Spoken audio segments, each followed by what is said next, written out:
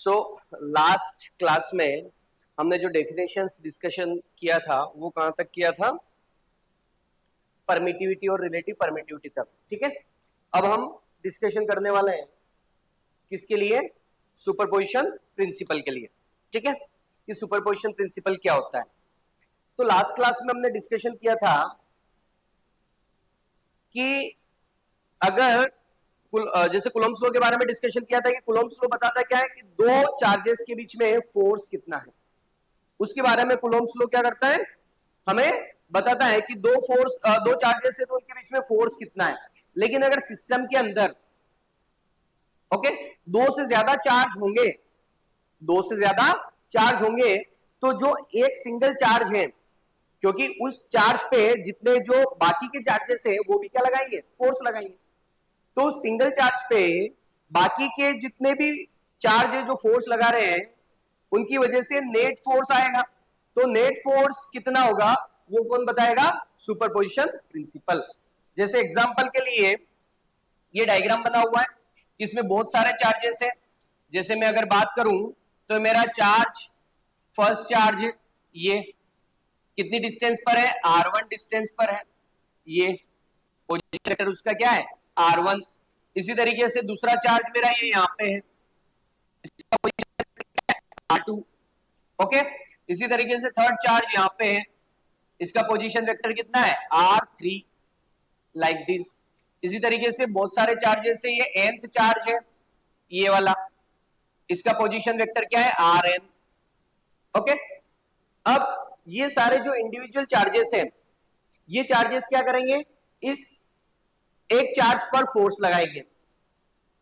अगर इस चार्ज की बात करें तो बाकी के सारे चार्जेस इस चार्ज पर फोर्स लगाएंगे। अभी हम केवल एक सिंगल चार्ज पर बाकी की वजह से कितना फोर्स है वो देखने वाले। तो F1 पर हम फोर्स देख रहे हैं कि F1 पर कितना फोर्स लगेगा। ठीक है, तो फोर्स एक वेक्टर क्वांटिटी है, तो इंडिविजुअल चार्ज इस फर्स्ट वाले पर जितना फोर्स लगा रहे हैं उन सारे फोर्सेस का क्या होगा? वेक्टर सम होगा। मींस इस फर्स्ट पार्टिकल पर ये सेकेंड वाला भी फोर्स लगाएगा, थर्ड वाला भी लगाएगा, फोर्थ वाला भी लगाएगा, nth पार्टिकल जितने भी है सारे फोर्सेस लगाएंगे। तो उन सारे फोर्सेस को क्या करो? वेक्टर तरीके से एड करो। ओके, तो उसी को बोलते हैं हम सुपरपोजिशन प्रिंसिपल। तो इसको वर्ड्स की फॉर्म में अगर लिखना है तो क्या लिखेंगे? तो देखिए, superposition principle, superposition principle, superposition principle. तो सुपरपोजिशन प्रिंसिपल क्या बोलता है? नेट फोर्स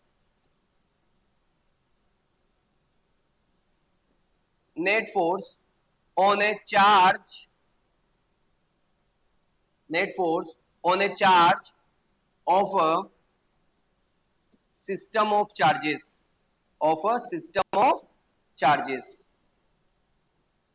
ठीक है। तो किसी एक चार्ज पर फोर्स की बात कर रहे हैं, on a charge of A system of charges is vector sum of individual forces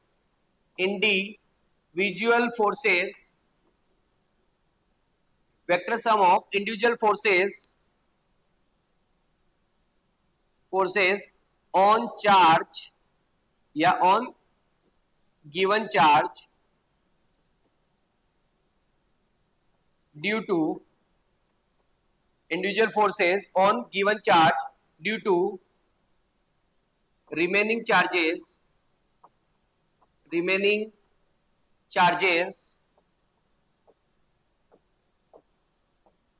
of the system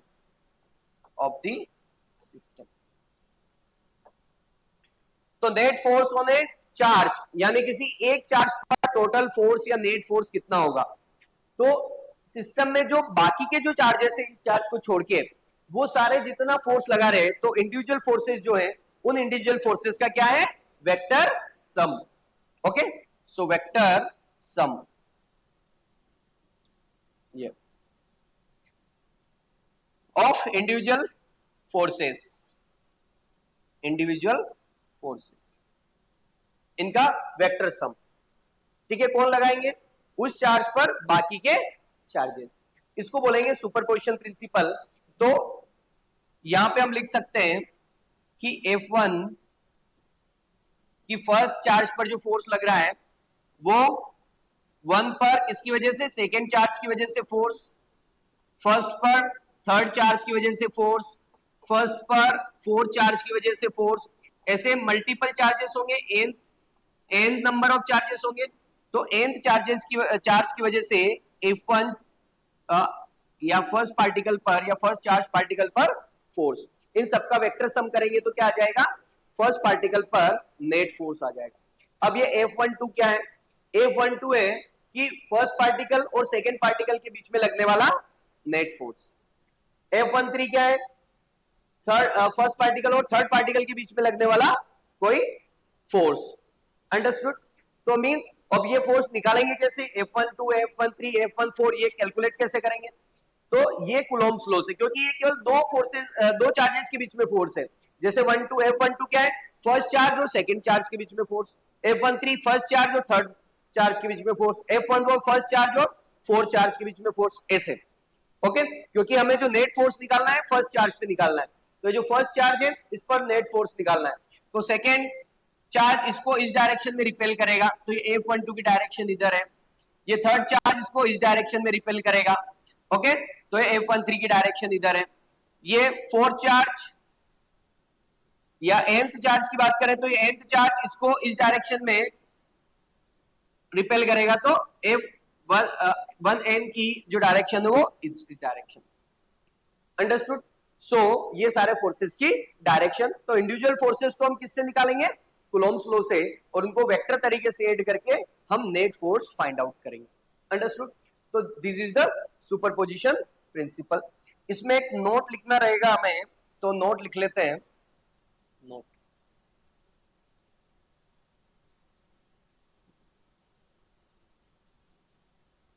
तो force on a given charge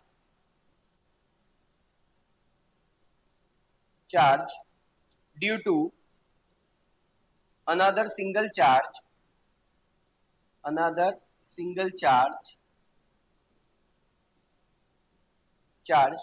do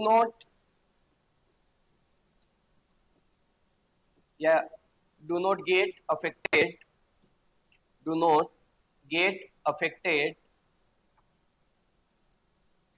affected by presence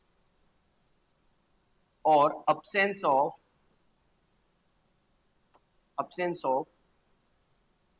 other charges in system। ठीक है, इसका क्या मतलब है कि अगर दो चार्ज है सिस्टम के अंदर Q1 और Q2, अगर इनके बीच में जो फोर्स लग रहा है, इनके बीच में मान लीजिए फोर्स लग रहा है 100 न्यूटन का, एक दूसरे को ये रिपेल कर रहे हैं 100 न्यूटन के फोर्स से।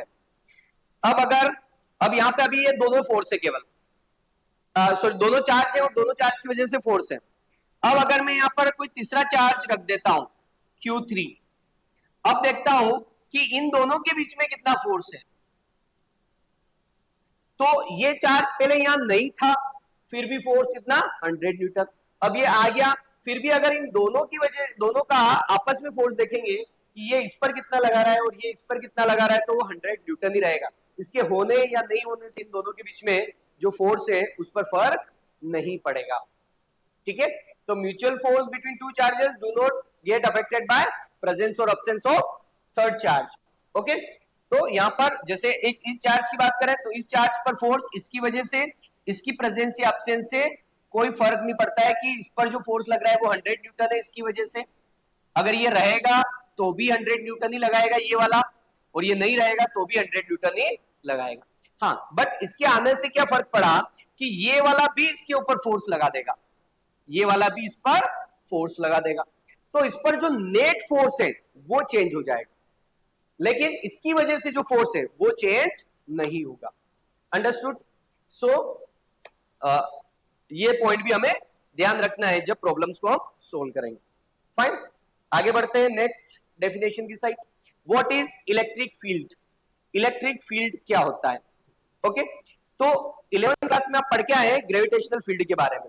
ग्रेविटेशनल फील्ड क्या है कि अगर कोई एक मास है तो अपने अराउंड एक क्या करता है, एक फील्ड जनरेट करता है, या उसके अराउंड एक स्पेस होता है जहां पर कोई दूसरा मास फोर्स को एक्सपीरियंस करता है, यानी उस पर फोर्स लगता है। जैसे अर्थ है, तो अर्थ ने क्या किया हुआ है, अपने अराउंड एक बड़ा सा फील्ड बनाया हुआ है, बड़ा सा एक फील्ड बनाया हुआ है। उस फील्ड के अंदर हम हैं, आप हैं, ठीक है, ये स्टाइलस है, सब कुछ क्या है उस फील्ड के अंदर। तो इस पर क्या लग रहा है, फोर्स लग रहा है उस फील्ड की वजह से। अंडरस्टूड? तो जितने भी नॉन कॉन्टेक्ट फोर्सेस है, जितने भी नॉन कॉन्टेक्ट फोर्सेस है, उन सारे फोर्सेस को हम फील्ड के की उन फोर्सेस को हम फील्ड के कॉन्सेप्ट से एक्सप्लेन करते हैं। कैसे? हमें पता है कि अगर हम अर्थ से बहुत दूर चले जाए तो जो फोर्स हो जाता है वो ऑलमोस्ट क्या हो जाता है, जीरो। हम बहुत दूर, अर्थ से बहुत दूर अर्थ के फोर्स को एक्सपीरियंस नहीं कर पाते, ठीक है। इसलिए स्पेस में देखा होगा कि जो एस्ट्रोनॉट होते हैं वैसे ही लटके रहते हैं, ठीक है, उस पर ग्रेविटी का जो इफेक्ट है वो ऑलमोस्ट जीरो होता है। अंडरस्टूड? तो अर्थ के पास में है तो फोर्स लग रहा है, दूर है तो फोर्स नहीं लग, बहुत ज्यादा दूर है तो फोर्स नहीं लग रहा है। इसको कैसे एक्सप्लेन करेंगे हम? फील्ड से एक्सप्लेन करेंगे। ओके, कि जब कोई भी ऑब्जेक्ट फील्ड के अंदर होगा तो फोर्स लगेगा, और फील्ड के बाहर होगा तो फोर्स नहीं लगेगा। अंडरस्टूड? तो नॉन कॉन्टेक्ट फोर्स को जो हम एक्सप्लेन करते हैं वो किसकी वजह से करते हैं, या किसकी हेल्प से करते हैं? फील्ड की हेल्प से करते हैं। तो field is nothing but a space around a charge, या अगर ग्रेविटेशनल फील्ड की बात करें तो अराउंड अ मास। तो अगर कोई चार्ज है, जैसे मान लीजिए यहां पर कोई चार्ज रखा है, ठीक है, ये तो इसके अराउंड ये स्पेस होगा, ठीक है, 3D स्पेस है, एक तरीके से आप इसको स्फीयर समझ सकते हो, बहुत बड़ा स्फीयर, 3D स्पेस। ओके, तो अगर कोई दूसरा चार्ज पार्टिकल इसमें होगा, जैसे यहां पर ये चार्ज पार्टिकल है, ये ठीक है, इस चार्ज पार्टिकल को मैंने नाम दिया Q नॉट। तो इस पर क्या लगेगा, ये इस पर फोर्स लगाएगा, ठीक है, दोनों पॉजिटिव है तो इसको ये रिपेल करेगा। अंडरस्टूड? तो अगर चार्ज पार्टिकल यहां पे तो इस पर फोर्स लगेगा, और अगर चार्ज पार्टिकल यहां पे इसके बाहर हुआ तो इस पर जो फोर्स है वो क्या है, जीरो। ये चार्ज पार्टिकल अगर मैंने Q नॉट को यहां रख दिया, ये तो इस पे फोर्स क्या हो जाएगा, जीरो, क्योंकि ये फील्ड के बाहर है। आगे बात समझ? तो मींस फील्ड का कॉन्सेप्ट किस लिए है, ये बताने के लिए कि उस पे फोर्स लगेगा कि नहीं लगेगा किसी चार्ज पार्टिकल। अब फील्ड क्रिएट कौन करेगा? फील्ड क्रिएट करेगा कोई चार्ज। जैसे ग्रेविटेशनल फील्ड यहां पे कौन क्रिएट कर रहा है? अर्थ। अर्थ क्या है? सोर्स, मास है जो अपने अराउंड क्या कर रही है, फील्ड को क्रिएट कर रही है, ठीक है। उसका मास बहुत बड़ा है इसलिए उसका फील्ड स्ट्रॉन्ग है। हमारा मास बहुत कम है तो हमारा जो फील्ड बन रहा है वो बहुत नेग्लिजिबल है, इसलिए एक पर्सन दूसरे पर्सन के फोर्स को एक्सपीरियंस नहीं कर पाता है। अंडरस्टूड? सो इसकी डेफिनेशन कैसे लिखेंगे? तो यहां पर जो फील्ड क्रिएट कर रहा है वो कौन है? Source charge. तो ये है सोर्स चार्ज, और उस के फोर्स को, यानी फील्ड के फोर्स को कौन एक्सपीरियंस कर रहा है? ये एक्सपीरियंस कर रहा है, तो इसको बोल रहे हैं हम test charge. Test charge. Understood? तो फील्ड की अगर डेफिनेशन लिखे तो क्या लिखेंगे? It is space around a source charge in which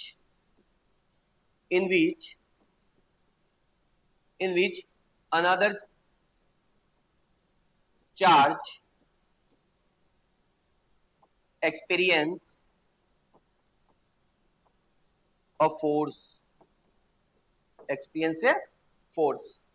तो ये एक तरीके से क्या है? एक तरीके से स्पेस है किसके अराउंड? सोर्स चार्ज, यानी जो फील्ड को बना रहा है, ठीक है, फील्ड को बना रहा है, उसमें क्या होगा, जो अदर चार्ज है वो उसके फोर्स को क्या करेंगे? एक्सपीरियंस करेंगे, मतलब उसके उनके ऊपर फोर्स लगेगा। उनके ऊपर क्या लगेगा, फोर्स लगेगा। So this is the definition of electrical field. Okay, आगे बढ़ते हैं। Electrical field intensity. अब देखो, जैसे मैंने अभी एग्जांपल दिया था अर्थ के ग्रेविटेशनल फील्ड का, ठीक है, अर्थ के ग्रेविटेशनल फील्ड का।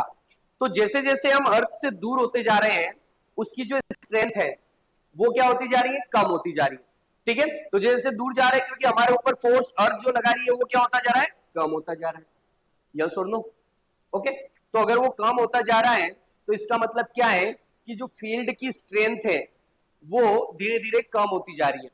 कि अगर कोई चार्ज सोर्स चार्ज से बहुत ज्यादा दूर होगा तो उस पर फोर्स कम लगेगा, क्योंकि फोर्स कूलॉम्स लॉ से क्या है, force is inversely proportional to r square, या न्यूटन लॉ ऑफ ग्रेविटेशन भी यही बोलता है, force inversely proportional to r square, यानी डिस्टेंस का स्क्वायर इनवर्स में। तो डिस्टेंस बढ़ती है तो फोर्स क्या हो जाता है, कम। एक पॉइंट पे जाके फोर्स का जो मैग्नीट्यूड है वो ऑलमोस्ट क्या हो जाता है, जीरो। तो हम क्या बोलते हैं, जहां पे जीरो के लगभग इक्वल हो जाए तो हम बोलते हैं कि हमारा फील्ड यहीं तक है। ठीक है, इसके बाहर कोई फोर्स नहीं लग रहा है, उसके अंदर है तो फोर्स लगेगा। तो जो फोर्स की जो वैल्यू है, जो मैग्नीट्यूड है, वो अलग अलग पॉइंट पर अलग अलग है, क्योंकि उससे डिस्टेंस अलग अलग जा रही है। तो इसलिए फोर्स का जो मैग्नीट्यूड है वो क्या है, अलग अलग है। ओके, तो उसकी जो स्ट्रेंथ है, देखो फोर्स अलग अलग है, इसका मतलब कि जो फील्ड की स्ट्रेंथ है फोर्स लगाने की, वो स्ट्रेंथ क्या हो रही है, कम हो रही है। तो उस स्ट्रेंथ को बताने के लिए हम एक टर्म यूज करते हैं, electrical field intensity. Electrical field intensity. Okay, इसको डिफाइन कैसे करेंगे, इलेक्ट्रिकल फील्ड इंटेंसिटी को डिफाइन कैसे करेंगे, इलेक्ट्रिकल फील्ड या electric field intensity, field intensity. इसको जो डिनोट करते हैं हम ई से करते हैं, वेक्टर क्वांटिटी इसलिए एरो लगाते हैं। फाइन, सो देखिए,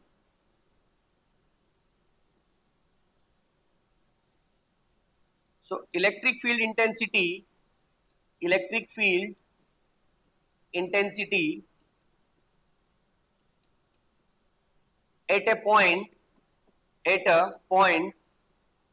in electric field, in electric field, at a point in electric field is amount of, is, yeah, is force experienced by, force experienced by unit positive test charge, test charge। ठीक है, unit positive test charge, that is equals to f by q nought. ठीक है, यहां पर जो F है वो Q note पर लगने वाला फोर्स है। ठीक है, तो यहां पे जो एफ है वो क्या है, force on test charge, force on test charge कौन है यहाँ पर, क्यू नोट, और क्यू नोट क्या है यहाँ पर, test charge, test charge. Okay, तो जैसे क्यू नोट कोई वैल्यू अगर मैं 1 रख देता हूं तो क्या हो जाएगा, ई किसके इक्वल हो जाएगा, एफ के इक्वल हो जाएगा। ई किसके इक्वल हो जाएगा, एफ के। तो मींस जो इलेक्ट्रिक फील्ड इंटेंसिटी है वो किसके इक्वल हो जाएगी, फोर्स के। अगर क्यू नोट को आपने 1 रख दिया यानी यूनिट रख दिया। ओके, तो डेफिनेशन वैसी है, electric field intensity at A point in electric field is force experienced bye, force experienced by means electric field intensity force के इक्वल है। किसके इक्वल है, फोर्स के। लेकिन कब, जब आपने कौन सा चार्ज लिया, यूनिट पॉजिटिव टेस्ट चार्ज लिया। ठीक है, यूनिट पॉजिटिव टेस्ट चार्ज लिया, तो जो फोर्स लगेगा उस टेस्ट चार्ज पर वही क्या होगा, इलेक्ट्रिक फील्ड इंटेंसिटी। अगर मैं डायग्राम के थ्रू समझाऊं तो क्या है, जैसे कोई चार्ज है, चार्ज है, ये है सोर्स चार्ज कैपिटल क्यू, और ये इसका फील्ड है, ये इसका क्या है, फील्ड। इससे कुछ डिस्टेंस पर इलेक्ट्रिक फील्ड इंटेंसिटी देखना है हमें इस पॉइंट पर, ठीक है, पॉइंट पी पर। तो यहां पर अगर मैंने टेस्ट चार्ज रखा क्यू नोट, ओके, इस पॉइंट पर टेस्ट चार्ज रखा क्यू नोट, तो क्या लगेगा, इस पर फोर्स लगेगा, ये पॉजिटिव है और सोर्स चार्ज भी हमने पॉजिटिव मान रखा है, तो इस पर फोर्स लगेगा इस डायरेक्शन में, ठीक है, इस पर। तो यहां पे जो फोर्स है ये एफ, ये। अब इस फोर्स को डिवाइड कर दें इस क्यू नोट से, तो आपको क्या मिल जाएगी, इलेक्ट्रिक फील्ड इंटेंसिटी मिल जाएगी। Understood, fine.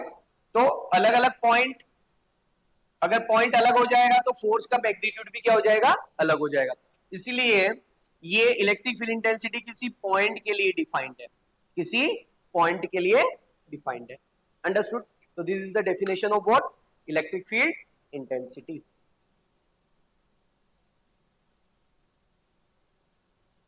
ओके,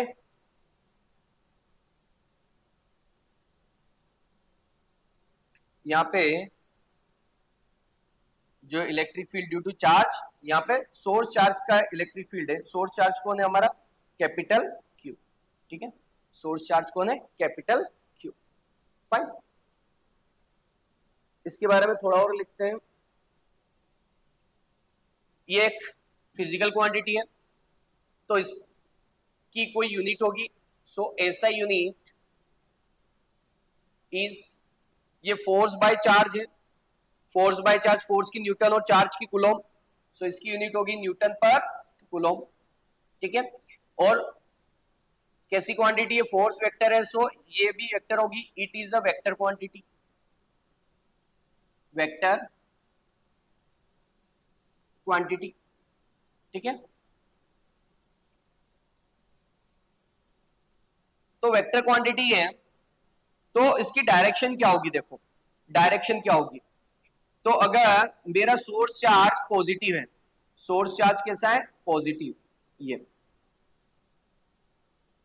अब इससे कुछ डिस्टेंस पर पॉइंट है, ये पॉइंट, ओके। तो यहाँ पे क्यू नोट जो है, क्यू नोट यानी टेस्ट चार्ज, इसको तो हम पॉजिटिव, क्योंकि डेफिनेशन में लिख रखा है यूनिट पॉजिटिव टेस्ट चार्ज, तो इसको तो हमने क्या लिया है, पॉजिटिव लिया हुआ है।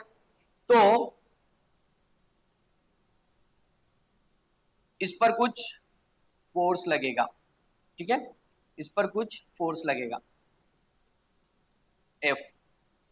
तो अगर ये पॉजिटिव है और ये तो पॉजिटिव होता ही है, तो क्या होगा, ये चार्ज इसको क्या करेगा, अपने से दूर भगाएगा, तो जिधर इस फोर्स की डायरेक्शन होगी उधर ही क्या होगी, इलेक्ट्रिक फील्ड की डायरेक्शन।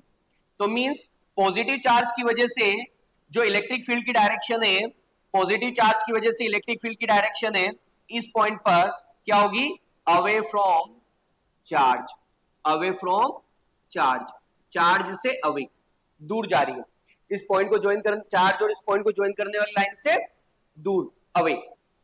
अगर मैं यहां पर चार्ज को पॉजिटिव ना लेके, चार्ज को पॉजिटिव ना लेके अगर नेगेटिव लूं, ठीक है, अगर इसको नेगेटिव लूं, तो क्या होगा कि मेरा चार्ज पॉजिटिव ना होके ये नेगेटिव चार्ज है, माइनस, ओके। तो क्या होगा, इस पर, इस पॉइंट पर अगर हम देखेंगे तो फोर्स, नेगेटिव चार्ज ये तो हमेशा पॉजिटिव, तो इसको क्या करेगा, अट्रैक्ट करेगा, ये।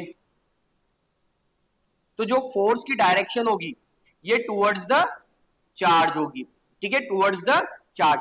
तो नेगेटिव सोर्स चार्ज है यानी नेगेटिव चार्ज है, तो इस पर फोर्स की डायरेक्शन क्या होगी, टुवर्ड्स द चार्ज, ठीक है।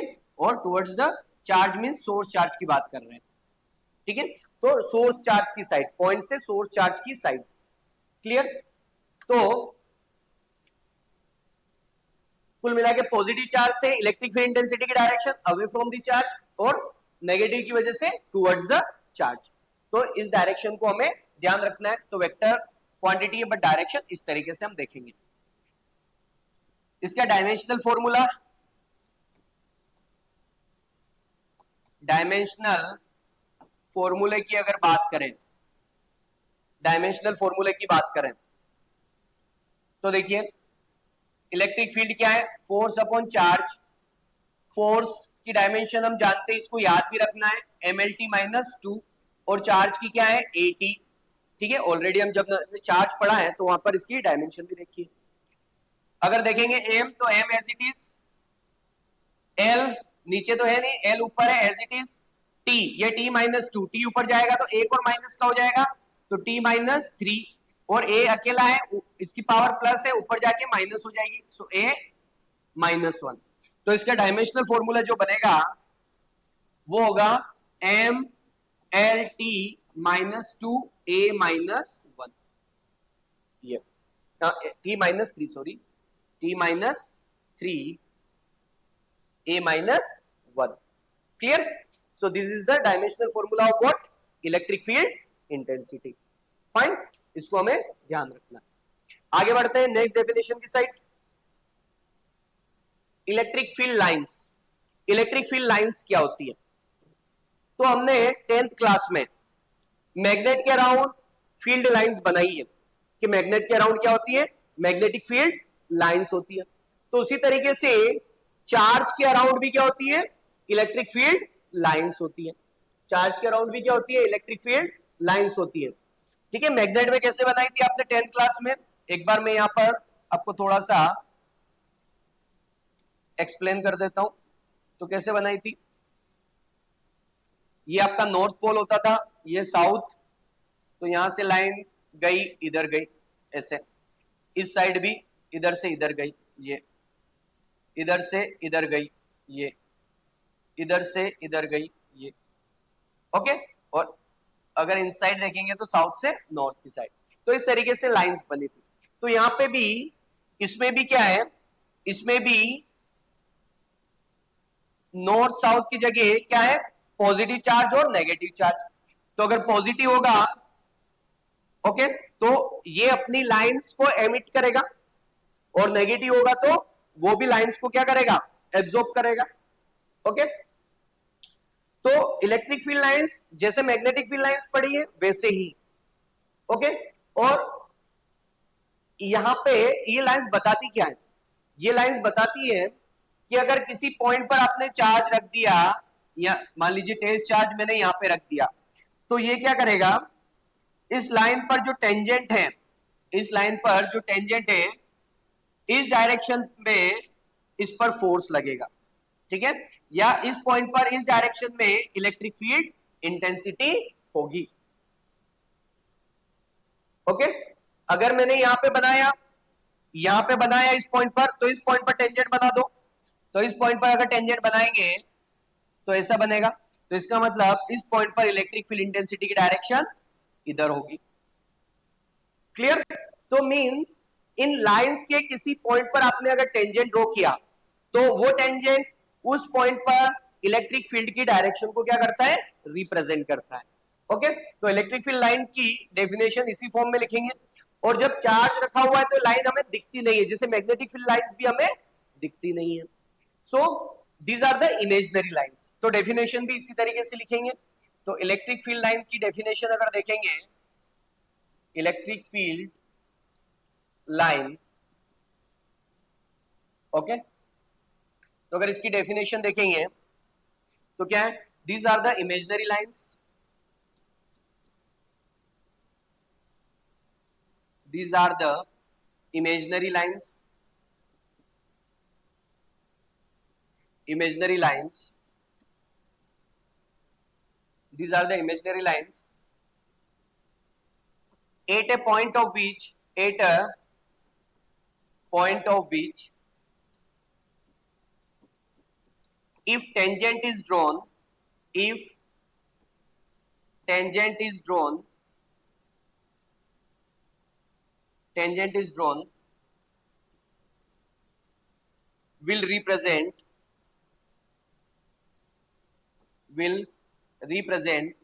the direction of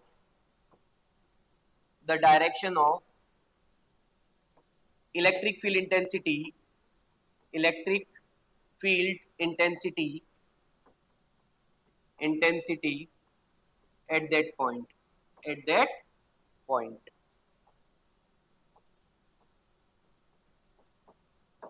ओके, तो यहां पे कुछ कीवर्ड्स है, क्या क्या है, एक तो इमेजिनरी लाइन है, ठीक है, ये इमेजिनरी लाइंस होती है। अगर इसके किसी पॉइंट पर आपने क्या ड्रॉ किया, टेंजेंट ड्रॉ किया, तो टेंजेंट क्या बताएगा, टेंजेंट बताएगा डायरेक्शन बताएगा किसकी, इलेक्ट्रिक फील्ड की या इलेक्ट्रिक फील्ड इंटेंसिटी की। ओके, तो जैसे इस पॉइंट पर मैंने टेंजेंट ड्रॉ किया तो इस पॉइंट पर इलेक्ट्रिक फील्ड की डायरेक्शन को बता रहा है, यहां पर अगर टेंजेंट ड्रॉ किया तो इस पॉइंट पर इलेक्ट्रिक फील्ड इंटेंसिटी की डायरेक्शन को बता रहा है। Okay, so this is the definition of what, electric field intensity. Clear? इनकी कुछ प्रॉपर्टीज होती है, तो अभी प्रॉपर्टीज के बारे में कोई डिस्कशन नहीं कर रहे हैं हम केवल अभी डेफिनेशन के बारे में बात कर रहे हैं। So this is the definition of electric field line. Now next is electric flux. Electric flux, तो इलेक्ट्रिक फ्लक्स होता क्या है, देखिए इलेक्ट्रिक फ्लक्स होता क्या है, तो यहां पे कुछ फील्ड लाइंस को बताया है, ठीक है, फील्ड लाइंस कुछ इस तरीके से हैं, लाइक दिस, ये, ठीक है, फील्ड लाइंस कुछ इस तरीके से। अगर ये मैं यहां पर एक सरफेस अगर बनाना चाहूं, ठीक है, जैसे यहां पर बनाई हुई है ऐसे सरफेस है ये, तो इलेक्ट्रिक फील्ड लाइंस की डायरेक्शन ये है, सरफेस की डायरेक्शन ये है, यानी उसके एरिया वेक्टर, सरफेस के एरिया वेक्टर की डायरेक्शन हमेशा क्या होती है, परपेंडिकुलर टू द एरिया। जैसे यहां पर ये डायग्राम बनाया हुआ है एरिया का, तो इस एरिया की अगर मैं डायरेक्शन देखूं तो एरिया की डायरेक्शन क्या होगी, हमेशा इसके परपेंडिकुलर, ठीक है, एरिया की डायरेक्शन हमेशा क्या होगी, इसके परपेंडिकुलर। तो ये जो एरिया है इसके हमेशा परपेंडिकुलर, लाइक दिस, ठीक है, इस तरीके से। तो इलेक्ट्रिक फ्लक्स होता क्या है, जैसे अगर मैंने इस एरिया को ऐसे रखा तो सारी की सारी लाइंस क्या होगी, इस एरिया से पास होगी। अगर इसको ऐसे टिल्ट कर दिया तो पहले जितनी लाइंस पास हो रही थी अब उतनी लाइंस पास नहीं होगी, ऐसे कर दिया, ठीक है, तो कोई भी लाइन पास नहीं होगी। अंडरस्टूड? ओके, किसी गिवन एरिया से कितनी फील्ड लाइंस परपेंडिकुलर डायरेक्शन में पास हो रही है, ठीक है, मींस कितनी फील्ड लाइंस का फ्लो है उस एरिया से, तो उसको बोल रहे हैं हम इलेक्ट्रिक फ्लक्स। और इसको मेजर कैसे करेंगे, मेजर करने के लिए फॉर्मूला होगा क्या, कि dot product of electric field intensity और एरिया वेक्टर, इनके डॉट प्रोडक्ट को हम, इसका डॉट प्रोडक्ट फाइंड करें तो हम क्या फाइंड कर सकते हैं, इलेक्ट्रिक फ्लक्स फाइंड कर सकते हैं। Understood? So this is the electric flux. तो यहां पे जो डायग्राम बने आप देख सकते हैं, यहां पर अलग अलग ओरिएंटेशन से सरफेस रखी हुई है। जैसे ये सरफेस रखी हुई तो इलेक्ट्रिक फील्ड इधर जा रहा है, इलेक्ट्रिक फील्ड की डायरेक्शन है इधर, और आपका एरिया वेक्टर परपेंडिकुलर होता है, तो यहाँ पर जो एंगल बन रहा है वो कितना बन रहा है, 90 डिग्री। यहाँ पर इलेक्ट्रिक फील्ड की डायरेक्शन इधर है और एरिया वेक्टर की डायरेक्शन यहाँ पे कुछ है, तो इसमें जो एंगल बन रहा है यहाँ पर कुछ एंगल है, ठीक है, कुछ भी एंगल हो सकता है, मेजर करके देख सकते हैं। यहाँ पर इलेक्ट्रिक फील्ड इधर है और एरिया वेक्टर इस प्लेन के परपेंडिकुलर, तो इसमें जो एंगल बन रहा है यहाँ पर 0 डिग्री बन रहा है, क्योंकि दोनों की डायरेक्शन क्या है, सेम है। ओके, तो इस डायग्राम से अगर देखें कि इलेक्ट्रिक फील्ड और एरिया वेक्टर के बीच में एंगल कितना है, थीटा, ठीक है, तो जो इलेक्ट्रिक फ्लक्स होगा वो होगा dot product of electric field and area vector. Fine, तो इसकी डेफिनेशन लिखते हैं इलेक्ट्रिक फ्लक्स की। तो जो मेजरमेंट वाली डेफिनेशन है वो लिखेंगे हम, इलेक्ट्रिक फ्लक्स, ठीक है, तो इलेक्ट्रिक फ्लक्स क्या है, dot product of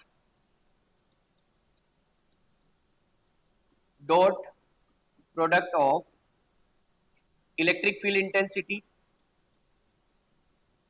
electric field intensity and area vector, and area vector and area vector of given surface, of given surface, ठीक है, is called flux passing through that surface, flux passing through that surface, that surface, that is flux को phi से denote करते हैं, तो electric field intensity और area vector ये इनका क्या है, डॉट प्रोडक्ट। और जब भी डॉट प्रोडक्ट होता है, अगर इसको एक्सपांड करेंगे हम कि इलेक्ट्रिक फील्ड और एरिया वेक्टर के बीच में एंगल कितना है, थीटा, तो यहां से फ्लक्स कितना आ जाएगा, ई ए कोस थीटा। ठीक है, यहां पर थीटा क्या है वो क्लियरली आपको मेंशन कर देते हैं, सो दैट कि जब भी आप न्यूमेरिकल्स करें तो ये आपको पता रहे। तो theta is what, theta is what, angle between direction of electric field intensity and area vector, ठीक है, इन दोनों की डायरेक्शन के बीच में एंगल है। Fine, okay. कुछ इंपोर्टेंट इसकी एसआई यूनिट के बारे में बात करते हैं, किसकी एसआई यूनिट क्या होगी। So SI unit of flux is क्या होगी, तो इलेक्ट्रिक फील्ड की यूनिट क्या है, अभी देखिए हमने न्यूटन पर कूलम, और एरिया वेक्टर की क्या है, metre square. So electric flux की क्या हो जाएगी, न्यूटन मीटर स्क्वायर पर कूलम। ठीक है, क्योंकि न्यूटन पर कूलम इलेक्ट्रिक फील्ड की और मीटर स्क्वायर किसकी है, एरिया वेक्टर की। Fine, okay. और ये कैसी क्वांटिटी है, डॉट प्रोडक्ट है, तो डॉट प्रोडक्ट है तो स्केलर क्वांटिटी होगी, तो it is scalar quantity, scalar quantity, और स्केलर की कोई डायरेक्शन नहीं होती है। Okay, so flux is what, scalar quantity. Now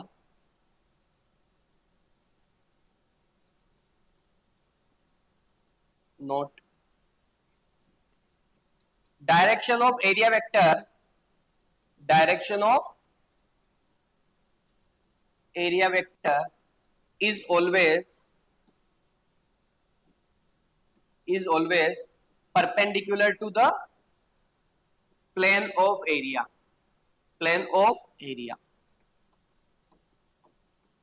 ठीक है, हमेशा क्या होता है, परपेंडिकुलर होता है। ठीक है, जो भी सरफेस है उसके परपेंडिकुलर, लाइक दिस। ठीक है, मान लीजिए प्लेन है ये, ओके, ये प्लेन है, इसके perpendicular like this. Clear, okay. तो जब भी आप न्यूमेरिकल प्रॉब्लम सोल्व करेंगे तो डायरेक्शन का जरूर ध्यान रखें। ठीक है, कि जो एंगल दिया हुआ है वो एंगल कहां से दिया हुआ है, तो फॉर्मूले में जो एंगल है वो कहां से है, इसकी एरिया वेक्टर की डायरेक्शन से एंगल है। ठीक है, इलेक्ट्रिक फील्ड का एरिया वेक्टर की डायरेक्शन से एंगल है। बहुत बार क्वेश्चन में क्या देते हैं, प्लेन से एंगल देते हैं। ठीक है, तो इस पॉइंट को भी मैं यहां लिख देता हूं, सो दैट कि न्यूमेरिकल में आपको ध्यान रहे। क्या, if angle of electric field with plane of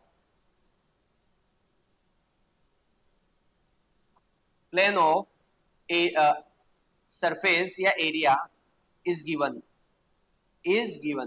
अगर प्लेन से इलेक्ट्रिक फील्ड का प्लेन से अगर एंगल दिया हुआ है तो हम क्या करेंगे, हमारे लिए जो थीटा होगा वो कितना होगा, 90 माइनस थीटा विथ प्लेन। ठीक है, हमारे फॉर्मूले में ये वाला एंगल है थीटा, ये फॉर्मूले में जो हम एंगल लिख रहे हैं, ठीक है, ई ए कोस थीटा में, तो ये वाला एंगल है। बट अगर प्लेन से दिया है तो ये एंगल फॉर्मूले के लिए निकालने के लिए आपको क्या करना है, 90 में से माइनस करना है। ये प्लेन के साथ एंगल है, अंडरस्टूड। अगर एग्जांपल से मैं समझाऊं तो अगर कोई भी एरिया है, इसका प्लेन ये है, ये वाला, तो एरिया वेक्टर की डायरेक्शन क्या होती है, ये। ठीक है, इलेक्ट्रिक फील्ड को अगर मैं बनाऊं इस डायरेक्शन में, कि इलेक्ट्रिक फील्ड इस डायरेक्शन में, लाइक दिस। ठीक है, या एक ही बना देता हूं अभी, इलेक्ट्रिक फील्ड आपका इस डायरेक्शन में। ठीक है, तो अगर आपको ये दिया हुआ है प्लेन, ये है प्लेन, ठीक है, ये है एरिया वेक्टर, तो अगर हमें ये दिया हुआ है थीटा पी दिया हुआ है, ओके, और हमें ये फाइंड करना है। तो ये पूरा 90 है, ये प्लेन के साथ एंगल है। अगर मुझे थीटा निकालना है तो क्या हो जाएगा, 90 माइनस थीटा पी। ये तो हमारे फॉर्मूले में ये वाला एंगल यूज में आता है। क्लियर? ओके, तो ये कॉन्सेप्ट को आपको ध्यान रखना है जब भी हम न्यूमेरिकल प्रॉब्लम सोल्व करते हैं। Clear? So this is the definition of what, flux. और ये फ्लक्स से रिलेटेड कुछ इंपॉर्टेंट पॉइंट्स थे जो मैंने यहां पर आपको नोट करवा दिए। ठीक, आगे बढ़ते हैं। इलेक्ट्रिक डाइपोल, ठीक है, इलेक्ट्रिक डाइपोल। तो इलेक्ट्रिक डाइपोल क्या होता है, देखिए। तो डाइपोल नाम से पता चल रहा है, डाइपोल, डाई मीन्स टू, ठीक है, di means what, two, two, और पोल मीन्स पोलरिटी यानी पॉजिटिव नेगेटिव, ठीक है, यानी ऐसा सिस्टम जिसमें पॉजिटिव चार्ज भी है और नेगेटिव चार्ज भी है। ओके, ऐसे सिस्टम को क्या बोलते हैं हम, इलेक्ट्रिक डाइपोल। और उसकी कुछ कंडीशन है कि दोनों पे जो चार्ज है वो चार्ज क्या है, इक्वल अमाउंट में है। ओके, बट जो नेचर है वो नेचर एक दूसरे के क्या है, अपोजिट, ठीक है, कि एक पॉजिटिव है तो दूसरा क्या है, नेगेटिव। क्लियर? डाइपोल बनता कैसे, देखो उसके बारे में थोड़ा समझते हैं। जैसे HCl का मॉलिक्यूल है, ओके, HCl का मॉलिक्यूल है, इसमें H का एटॉमिक नंबर कितना है, 1, Cl का एटॉमिक नंबर कितना है, 17। इसका मतलब कि प्रोटॉन्स जो हैं Cl के पास कितने हैं, 17, और H हाइड्रोजन के पास कितना है, 1, ठीक है, जितना एटॉमिक नंबर उतने ही नंबर ऑफ प्रोटॉन्स। अब देखो, जब ये मॉलिक्यूल बनता है तो कैसे बनता है, इलेक्ट्रॉन्स की शेयरिंग से, इलेक्ट्रॉन की शेयरिंग से। ओके, जैसे H है, ये Cl है, तो ये एक दूसरे को क्या करते हैं, इलेक्ट्रॉन्स शेयर करते हैं, एक दूसरे को इलेक्ट्रॉन क्या करते हैं, शेयर करते हैं। ये इलेक्ट्रॉन को शेयर करते हैं। तो इस क्लोरीन के पास 17 प्रोटॉन है, यानी प्रोटॉन के नंबर ज्यादा है। तो ये जो शेयर्ड इलेक्ट्रॉन है, ये शेयर्ड इलेक्ट्रॉन को क्या करेगा, अपनी तरफ खींच लेगा, अपनी तरफ क्या कर लेगा, खींच लेगा। तो ये जो पेयर ऑफ इलेक्ट्रॉन्स है इनके सेंटर पे नहीं आ पाता है, वो किस साइड शिफ्ट हो जाता है, क्लोरीन की साइड।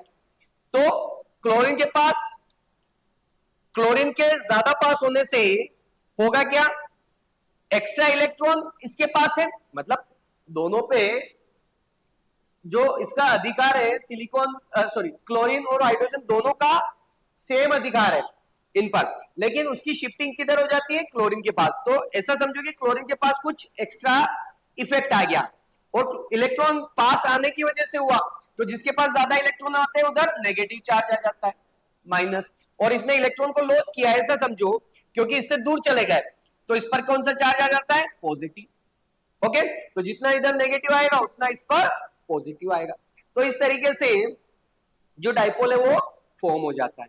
आगे बात समझ, तो डाइपोल जो फॉर्म होता है उस पे दोनों पे चार्ज का जो अमाउंट है, दोनों जो चार्जेस है उस सिस्टम के, डाइपोल सिस्टम के, उन दोनों पर same charge but opposite nature का। अंडरस्टूड? तो two equal charges separated by some distance, उनके बीच में जो मॉलिक्यूल्स, जो एटम मिलके मॉलिक्यूल बना रहे हैं उनके बीच में कुछ डिस्टेंस भी होगी, दोनों चार्ज के बीच में डिस्टेंस होगी। तो अगर दो इक्वल और अपोजिट चार्जेस कुछ डिस्टेंस पर सेपरेटेड है तो ऐसे सिस्टम को क्या बोलते हैं हम, इलेक्ट्रिक डाइपोल। ओके, दिखाएंगे कैसे, कि एक पॉजिटिव चार्ज है और एक नेगेटिव चार्ज है, ठीक है, इस हाइड्रोजन वाला को इधर दिखा दिया, क्लोरीन को या नेगेटिव को इधर दिखा दिया। ऐसा इसलिए दिखाते हैं बिकॉज कि जो डाइपोल मोमेंट की डायरेक्शन आगे पढ़ेंगे वो डायरेक्शन माइनस क्यू से प्लस क्यू आती है, तो इस डायरेक्शन में आती है और इस डायरेक्शन को हम पॉजिटिव मान के चलते हैं, इसलिए डेफिनेशन या डायग्राम में जब भी बनाते हैं तो माइनस क्यू को लेफ्ट साइड रखते हैं, प्लस क्यू को राइट साइड रखते हैं। अंडरस्टूड? तो ये मैंने थोड़ा सा डाइपोल के बारे में आपको एक्सप्लेन किया। अगर इसकी डेफिनेशन के बारे में अगर बात करूं तो इसकी डेफिनेशन लिखेंगे कैसे, इलेक्ट्रिक डाइपोल की, इलेक्ट्रिक डाइपोल, ठीक है। तो a system of two equal and opposite charges, equal and opposite charges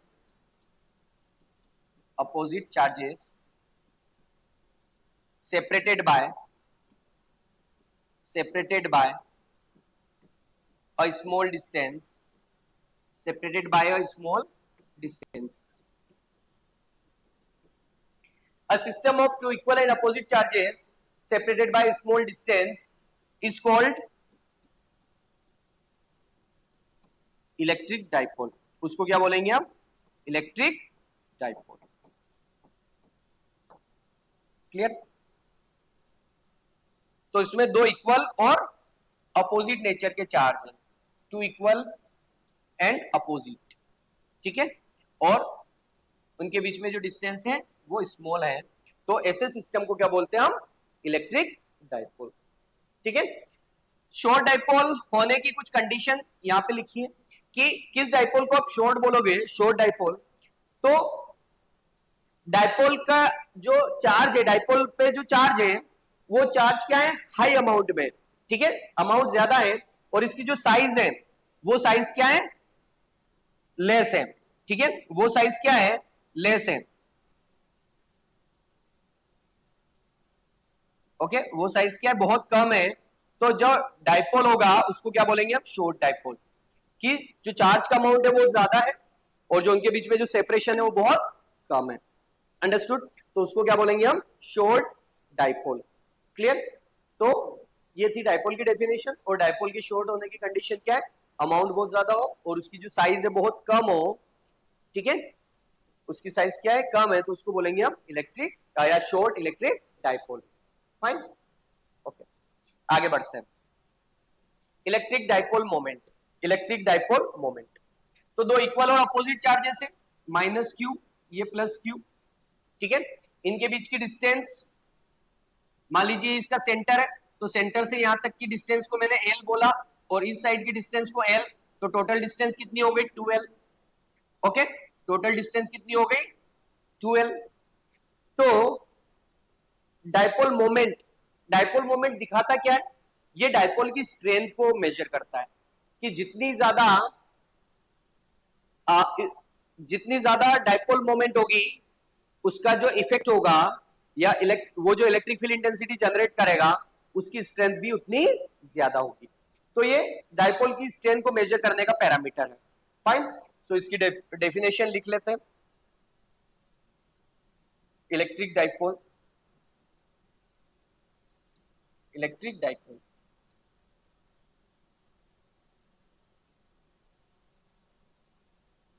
तो इलेक्ट्रिक डाइपोल क्या बोलता है?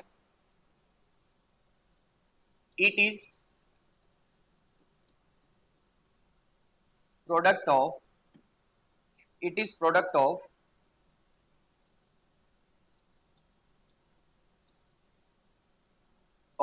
चार्ज ऑफ या product of one of the charge of dipole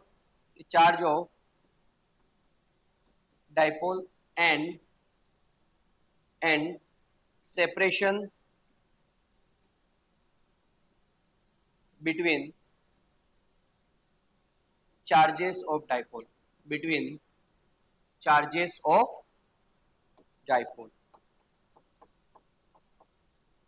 that is P equals to Q into 2L.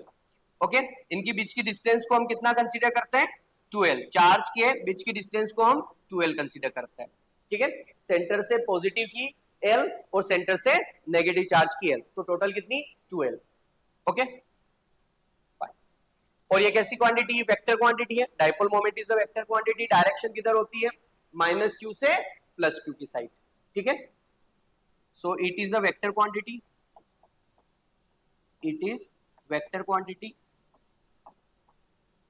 whose direction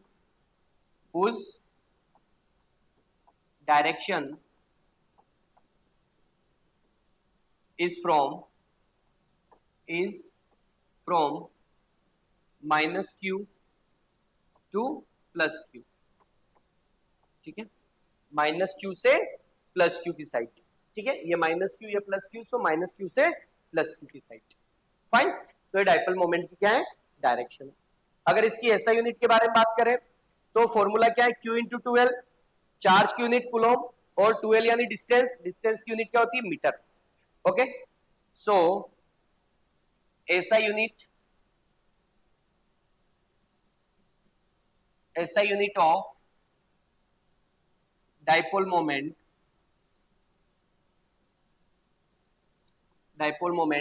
is coulomb meter, ठीक है, लिखेंगे कैसे, coulomb meter, like this. Fine, तो ये है अबाउट इलेक्ट्रिक डाइपोल मोमेंट, या simply बोले तो इलेक्ट्रिक डाइपोल मोमेंट, ठीक है, यहाँ पे मोमेंट वर्ड लिख देता हूं, मोमेंट, ठीक है। So it is definition of electric dipole moment.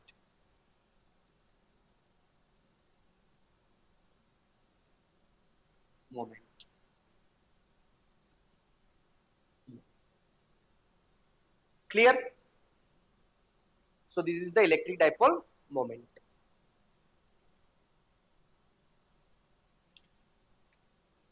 Fine, next definition की साइड चलते हैं, टॉर्क। ओके, हालांकि ये 11th क्लास में पढ़ते हैं, बट डाइपोल पर हम टॉर्क कितना होगा वो फाइंड करते हैं, तो टॉर्क होता क्या है उसके बारे में हम एक बार डिस्कशन कर लेते हैं। तो टॉर्क क्या होता है, देखो, तो जैसे अगर मुझे मान लीजिए कोई नट बोल्ट है, ठीक है, नट बोल्ट है, ठीक है,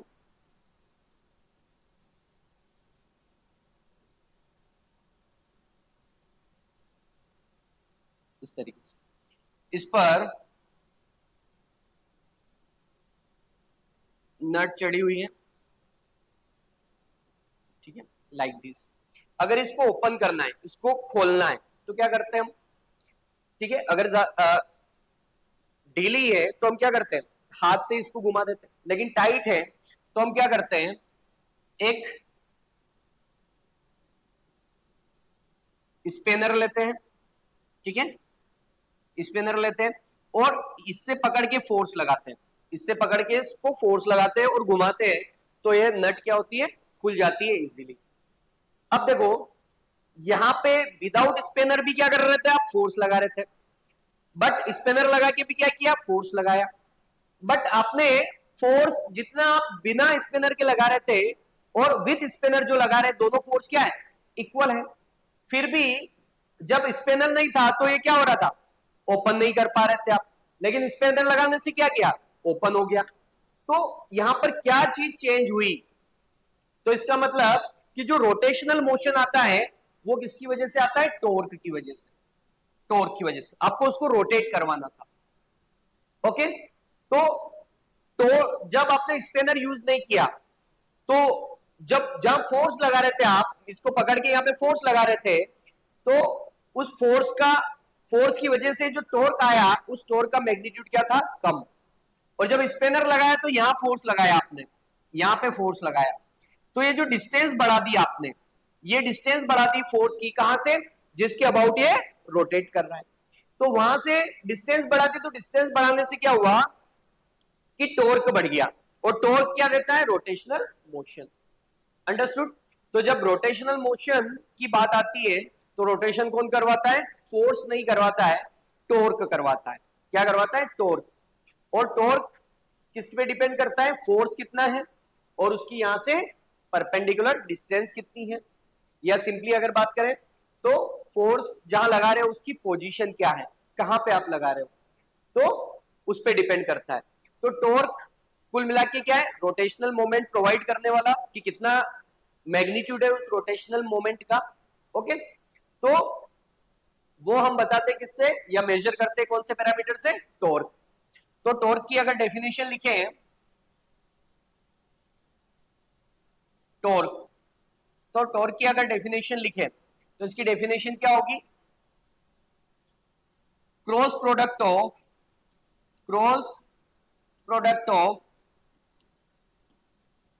position vector of point of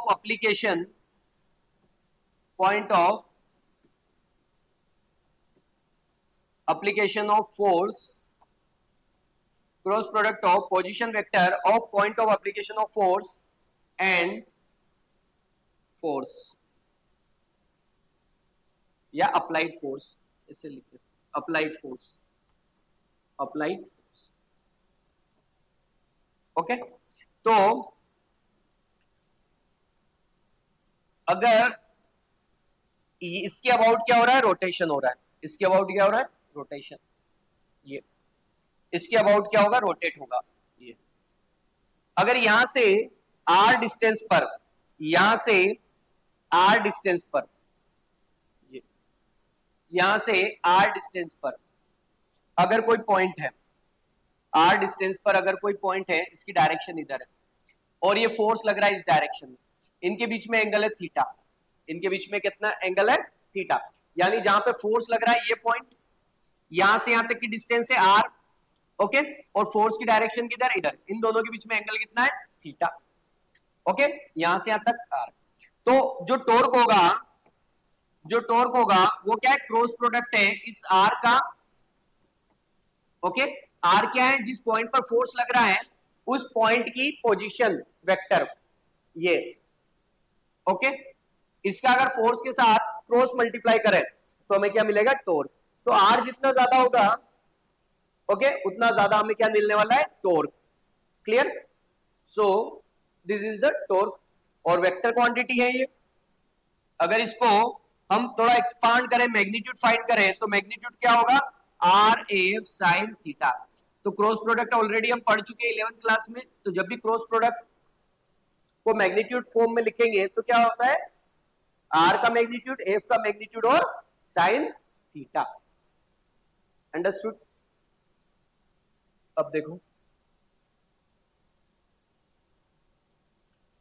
ये एक फिजिकल क्वांटिटी है, इसकी एसआई यूनिट लिखते हैं, SI unit of torque.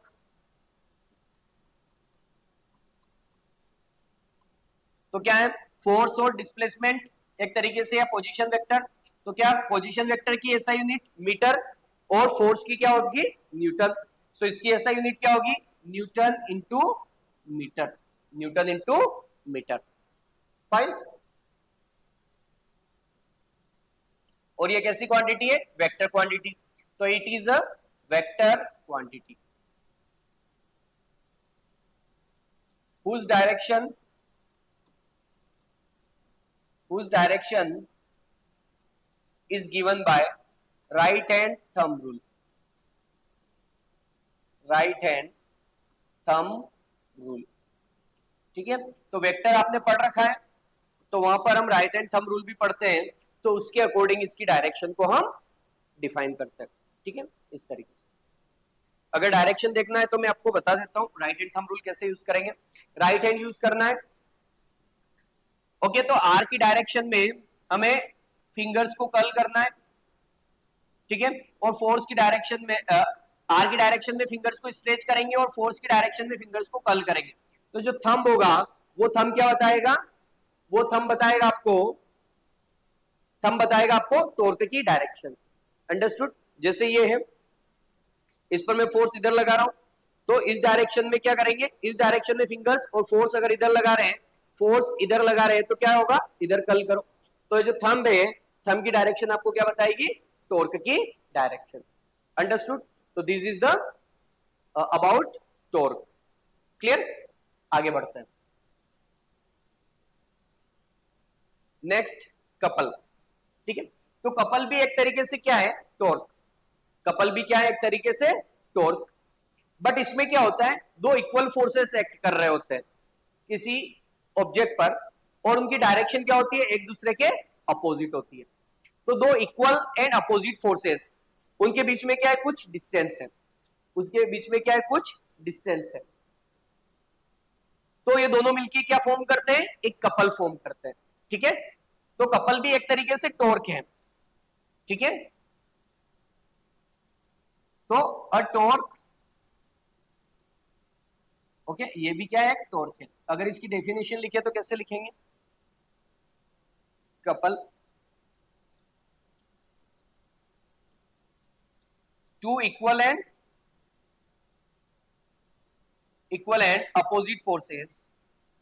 opposite forces acting on object some distance apart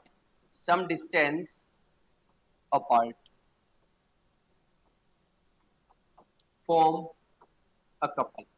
ये कपल फॉर्म करेंगे, ठीक है, कपल फॉर्म करेंगे। तो कपल भी एक तरीके का टॉर्क है। यहाँ पे अगर इस कपल का मैग्नीट्यूड निकाले तो मैग्नीट्यूड ऑफ कपल, ये भी मेजरेबल है, तो मैग्नीट्यूड कैसे निकालेंगे ऑफ कपल, डायरेक्ट बता रहा हूं, यहां पर बहुत ज्यादा एक्सप्लेनेशन नहीं दूंगा। तो कपल भी एक तरीके से, जिसको टाउ सी लिख रहा हूं, तो ये क्या होगा, अगर इसके मैग्नीट्यूड की बात करूं केवल, तो क्या होगा, जो फोर्स है दोनों में से कोई एक फोर्स, क्योंकि दोनों इक्वल है, multiplied by perpendicular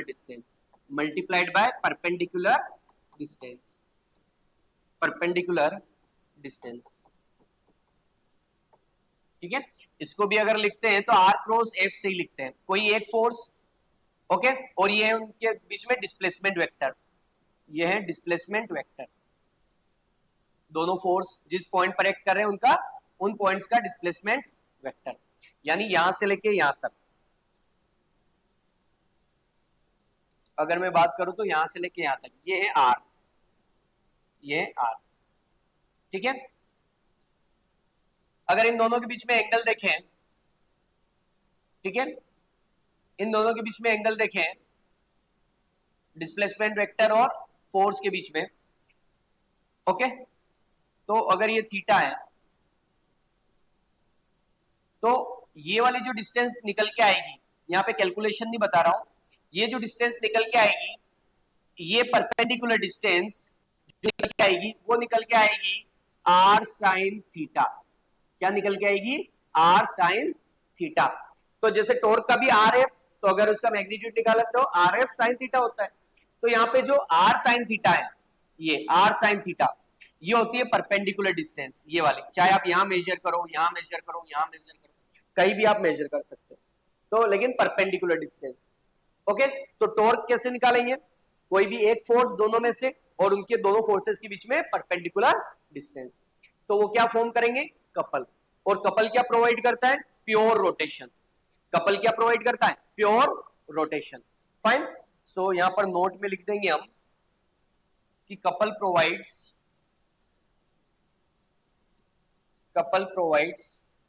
pure rotation, क्योंकि अगर नेट फोर्स की अगर बात करें तो नेट फोर्स तो जीरो हो जाएगा, क्योंकि इक्वल फोर्सेस है और अपोजिट है एक दूसरे के, तो जो नेट फोर्स होगा वो तो क्या हो जाएगा, जीरो। तो अगर नेट फोर्स जीरो है तो लीनियर मोशन क्या हो जाएगा, खत्म, केवल क्या बचेगा, रोटेशनल मोशन, क्योंकि टॉर्क तो प्रोवाइड कर ही रहा है, तो टॉर्क का काम क्या है, रोटेट करवाना। तो जो कपल है वो प्योर रोटेशन आपको प्रोवाइड करवाता है, ठीक है, क्योंकि इस पर जो एफ नेट है वो क्या हो जाता है, जीरो, ओके। लेकिन जो टॉर्क है वो जीरो नहीं होता है, टॉर्क जीरो नहीं है तो आपको रोटेशन मिलेगा, और फोर्स जीरो हो जाता है, दोनों इक्वल और अपोजिट है, तो लीनियर मोशन नहीं हो पाता है, केवल और केवल रोटेशनल मोशन होता है, ठीक है। तो this is the couple. Fine, आगे बढ़ते हैं नेक्स्ट डेफिनेशन की साइड। आई होप कि ये डेफिनेशन आपको क्लियर है, okay, fine. Next equilibrium, okay. Equilibrium क्या होता है, इक्विलिब्रियम के बारे में बात करेंगे। तो इक्विलिब्रियम क्या होता है, यहां पर बहुत ज्यादा कोई डेफिनेशन नहीं लिखेंगे, हम कंडीशन लिखेंगे इक्विलिब्रियम की, ओके, क्योंकि एग्जाम में ऐसा कुछ पूछेंगे नहीं कि इक्विलिब्रियम क्या होता है, लेकिन जब न्यूमेरिकल्स या ये सोल्व करोगे तो उसमें आपको इसकी जरूरत पड़ेगी।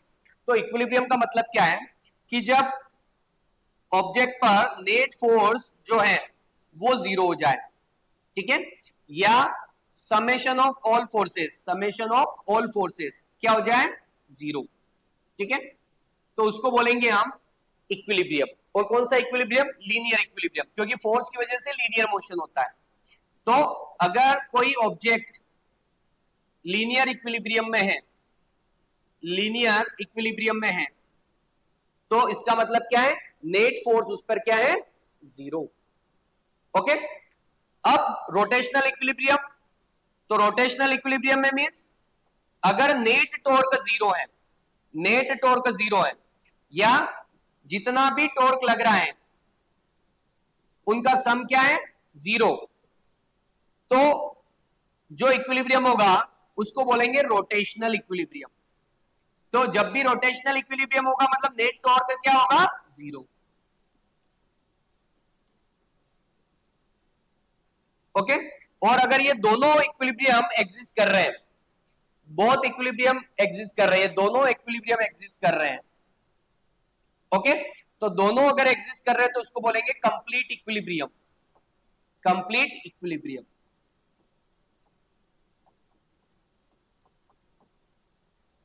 अंडरस्टूड? तो जब भी इक्विलिब्रियम की बात होगी तो इस चैप्टर में जनरली किसके लिए बात होगी कि किसी डाइपोल को हम इलेक्ट्रिक फील्ड में पुट कर रहे हैं, यूनिफॉर्म या नॉन यूनिफॉर्म। तो वहां पे देखना पड़ेगा कि नेट फोर्स जीरो हो रहा है या नेट टॉर्क जीरो हो रहा है। ठीक है, अगर नेट फोर्स जीरो है मतलब लीनियर इक्विलिब्रियम है, नेट टॉर्क जीरो मतलब रोटेशनल, और दोनों हो रहे हैं तो कंप्लीट इक्विलिब्रियम। ओके, अगर नेट फोर्स जीरो नहीं है मतलब लीनियर इक्विलिब्रियम में नहीं है, नेट टॉर्क जीरो नहीं है इसका मतलब रोटेशनल इक्विलिब्रियम में नहीं है। ओके, तो this is the equilibrium. Fine. Next definition, यहां पर एक और मैं आपको पॉइंट समझा देता हूं जो आपको यूज में आएगा, स्टेबल, अनस्टेबल और न्यूट्रल इक्विलिब्रियम। ठीक है, स्टेबल, अनस्टेबल,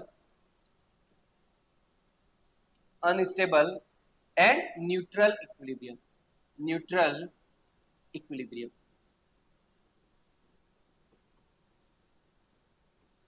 इक्विलिब्रियम, ठीक है। तो स्टेबल इक्विलिब्रियम क्या होता है? देखो, मान लीजिए एक बाउल ली हमने, ओके, और किसी ऑब्जेक्ट को मैंने यहां पे पुट कर दिया, किसी ऑब्जेक्ट को मैंने यहां पर पुट किया, तो ये क्या है? बॉल है। अगर मैंने इस पर थोड़ा फोर्स लगाया इस डायरेक्शन में, ठीक है, और यहां पे ले जाके मैंने छोड़ दिया इसको, तो क्या होगा? ये वापस इधर आ जाएगी। अगर इसको इस डायरेक्शन में ले गया और छोड़ दिया यहां पे ले जाके, तो वापस क्या होगा? इस पोजीशन पे आ जाएगी। यानी इसकी जो ओरिजिनल पोजीशन है उस साइड वापस से आने की टेंडेंसी है। इस बॉल को अगर आपने इस पोजीशन से डिस्टर्ब किया और वापस इसी पोजीशन डिस्टर्ब किया और छोड़ दिया, तो वापस जो बॉल है अपनी पोजीशन पे आ जाएगी। तो ये जो पोजीशन है, ठीक है, ये जो पोजीशन है जहां पर वापस आ रही है, इस पोजीशन को बोलेंगे स्टेबल इक्विलिब्रियम। स्टेबल इक्विलिब्रियम कि जो बॉल है वापस अपनी पोजीशन पर आने का ट्राई कर रही है, तो इसको बोलेंगे स्टेबल इक्विलिब्रियम। तो जहां भी फोर्सेस की वजह से ऐसी सिचुएशन बनती है कि उस पोजीशन से ऑब्जेक्ट को आपने अलग किया और छोड़ दिया, तो वापस वो क्या हो रहा है? अपनी ही पोजीशन पे आ रहा है। तो अगर अपनी ही पोजीशन, जिस पोजीशन पे वापस आ रहा है उस पोजीशन को नाम देंगे हम स्टेबल इक्विलिब्रियम। अनस्टेबल इक्विलिब्रियम में क्या होगा? अनस्टेबल इक्विलिब्रियम में क्या होगा? देखो, अब दूसरी सिचुएशन क्रिएट करता हूं मैं, ये ऐसा, इन सबको यहां से हटा दिया, ठीक है, इन सबको यहां से मैंने हटा दिया,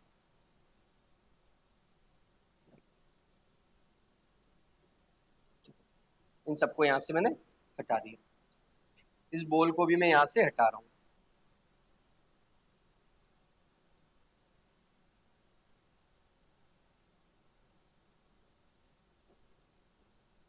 ओके, अब बॉल को मैंने यहां ना रख के इसके ऊपर रखा, बॉल को मैंने यहां पे ऊपर रखा, ये। अब अगर यहां पे रखा और ये बिल्कुल टॉप पे रखा हुआ है मैंने इसको, ठीक है, इस बॉल के पूरे टॉप पे ही रखा हुआ है लाइक दिस। तो यहां पर ही तो ये रुकी हुई है, यहां पे रुकी हुई है, यानी नेट फोर्स जीरो, क्योंकि रुकी हुई है तो नेट फोर्स जीरो, मोशन कहीं नहीं हो रहा। तो ये जो पोजीशन है, अगर इस पोजीशन से इस बॉल को मैं यहां तक लेके आऊं और छोड़ दूं तो क्या होगा, ये इधर चली जाएगी, या इधर लेके आऊं और छोड़ दूं तो इधर चली जाएगी, वापस अपनी पोजीशन पे कभी नहीं जा रही है। इस पोजीशन पे थी तो रुकी हुई थी, लेकिन इससे डिस्टर्ब किया तो ये वापस कभी भी अपनी पोजीशन पे नहीं आ रही है। तो ये जो इक्विलिब्रियम है, ये जो इक्विलिब्रियम है, इस पोजीशन पर जो इक्विलिब्रियम है, इसको बोलेंगे अनस्टेबल इक्विलिब्रियम, अनस्टेबल इक्विलिब्रियम, ठीक है, इक्विलिब्रियम, क्लियर। और न्यूट्रल इक्विलिब्रियम क्या होगा, न्यूट्रल इक्विलिब्रियम में क्या है, मान लीजिए कि कोई भी एक फ्लैट सरफेस है, ओके, इस फ्लैट सरफेस पर मैंने एक बॉल को रखा, फ्लैट सरफेस पे क्या किया, बॉल को रखा, ये अब मैं क्या कर रहा हूं, इसकी ये जो पोजीशन है, इस पोजीशन पर ये रुकी हुई है, तो ये कौन सा स्टेबल या मतलब इक्विलिब्रियम में। अब अगर इस पोजीशन से हटा के इसको मैंने यहां पे रख दिया, ये तो ये क्या होगा, बॉल यहां से भी कहीं नहीं जाएगी, यहां भी रुकी ही रहेगी। अगर यहां से हटा के आगे कर दिया तो ये यहां पे भी रुकी रहेगी, कहीं नहीं जाएगी। मींस न तो इधर आने की टेंडेंसी है, ना इस यहां से कहीं दूर और दूसरी जगह जाने की टेंडेंसी है। मींस जहां पे आपने छोड़ दिया वहीं पे रुकी रह रही है। तो ऐसे इक्विलिब्रियम को बोलते हैं न्यूट्रल इक्विलिब्रियम, यानी हर पोजीशन के लिए वो क्या है, न्यूट्रल है, हर पोजीशन पे इक्विलिब्रियम है उसका। तो ये neutral equilibrium, neutral equilibrium, clear. So these are the different category of equilibrium, ठीक है। सो हमें इस कॉन्सेप्ट का यूज आएगा जब भी हम डायपोल को यूनिफॉर्म फील्ड में प्लेस करेंगे, तो हमें ध्यान रखना है इसका, ठीक है। नेक्स्ट, गोस लॉ, ठीक है। गोस लॉ क्या है, ये जस्ट डेफिनेशन नहीं, ये स्टेटमेंट है। तो गोस लॉ क्या बोलता है, देखो, गोस लॉ ये बोलता है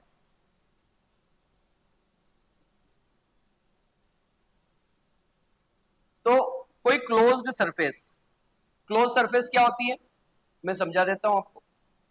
तो जो 2D सरफेसेस है, 2D सरफेस जैसे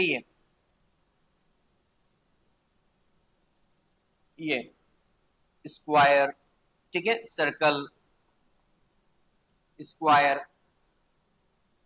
ये 2D सरफेसेस है, 2D सरफेसेस, यानी ये प्लेन में बनती है, ओके।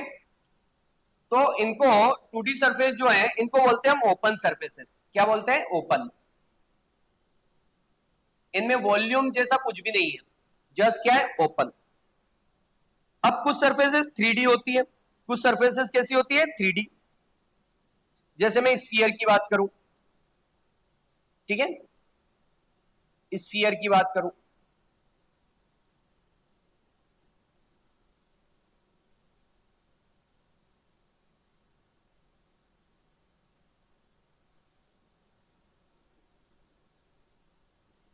तो इसमें क्या वॉल्यूम आ जाता है। तो वॉल्यूम आ जाता है तो ये कैसी सरफेस है, 3D सरफेस, 3D सरफेस या क्लोज्ड सरफेस, क्लोज्ड सरफेस, ठीक है, इनको क्लोज सरफेस।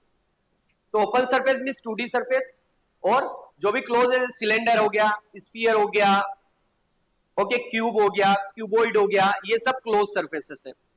और सर्कल, स्क्वायर, ठीक है, रेक्टेंगुलर, ये सब क्या है, 2D सरफेसेस है, ठीक है, या ओपन सरफेसेस, फाइन। तो अब इसका स्टेटमेंट देखते हैं।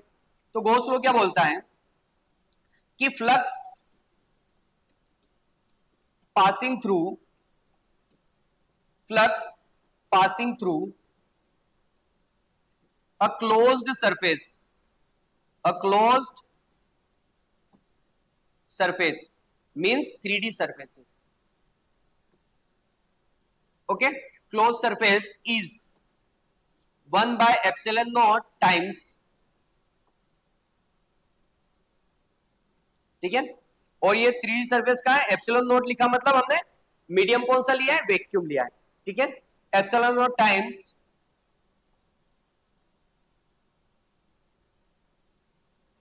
Of total charge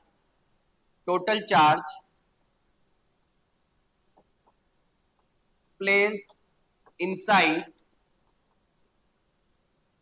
the closed surface, inside the closed surface,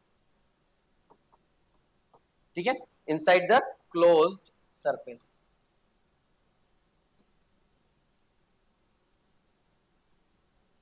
okay, closed, that is जो फ्लक्स है वो क्या होगा, 1/ε0 टाइम्स टोटल चार्ज, ठीक है, क्यू टोटल।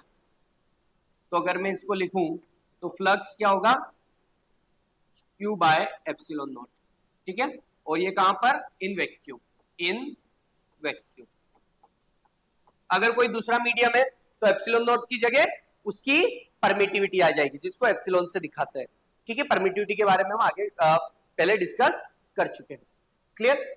सो ये गॉस लॉ बोलता है, मींस जैसे मान लीजिए एक स्फीयर है, स्फेरिकल सरफेस है, ये स्फेरिकल सरफेस है, इसके अंदर कोई चार्ज है Q, ठीक है, और सरफेस पर मैंने एक स्मॉल एरिया लिया है जिसको लिखा है मैंने डेल A, ओके, तो जो फ्लक्स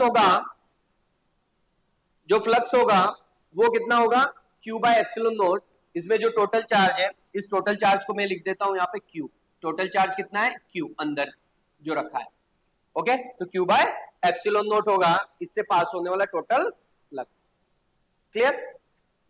अगर इंटीग्रेशन फॉर्म में लिखना है तो फ्लक्स क्या होता है हम जानते ही हैं, फ्लक्स क्या होता है हम जानते ही हैं, या और करके लिख सकते हैं, तो फ्लक्स क्या होता है, electrical field multiplied by area vector, ठीक है, मल्टीप्लाइड बाय एरिया वेक्टर। अगर स्मॉल एरिया लिया है तो डी है, ये तो निकला आपका स्मॉल फ्लक्स, क्योंकि एरिया कितना लिया आपने, स्मॉल। अगर इसको इंटीग्रेट कर देंगे ओवर द सरफेस तो क्या मिल जाए आपको, टोटल फ्लक्स मिल जाएगा, ठीक है, ये है टोटल फ्लक्स, और फ्लक्स किसके इक्वल है, Q/ε0, ओके, तो हम डायरेक्ट लिख सकते हैं E dA over the surface, close surface means, okay, तो क्या है Q/ε, ये इंटीग्रल फॉर्म में है, तो मींस फ्लक्स निकालना है, ये फ्लक्स को ही दिखा रहा है, E dA, इंटीग्रेट इसलिए किया क्योंकि पहले स्मॉल फ्लक्स निकाला फिर उसको इंटीग्रेट किया तो टोटल फ्लक्स मिल गया, ओके, तो फ्लक्स किसके इक्वल है, Q/ε0, ये होता है गॉस लॉ, ओके। तो हमने बहुत डिफरेंट टाइप की डेफिनेशंस को, और जितनी भी डेफिनेशन टर्म्स जो की पैरामीटर्स है उन सब के बारे में इस वीडियो में डिस्कशन किया है, अंडरस्टूड। तो सारी डेफिनेशन को अच्छे से समझना है क्योंकि फिजिक्स को आपको स्ट्रॉन्ग बनाना है, तो डेफिनेशन के बारे में क्लियरिटी बहुत ज्यादा इंपॉर्टेंट है कि वो होता क्या है, मेजर कैसे करते हैं, वेक्टर है कि स्केलर है, ओके, इन सब के बारे में इंफॉर्मेशन बहुत ज्यादा इंपॉर्टेंट है, फाइन। सो ये था डेफिनेशन के बारे में, ओके। नेक्स्ट वीडियो में देखेंगे हम डेरिवेशंस के बारे में इस चैप्टर के, फाइन। तब तक के लिए ये डेफिनेशन एक बार सारी पढ़िए, कुछ डाउट लगे फिर भी तो लेके आइए, ओके। सो तब तक के लिए thank you, bye bye, okay, अच्छे से पढ़ेंगे और कोई भी डाउट है तो लेके आएंगे।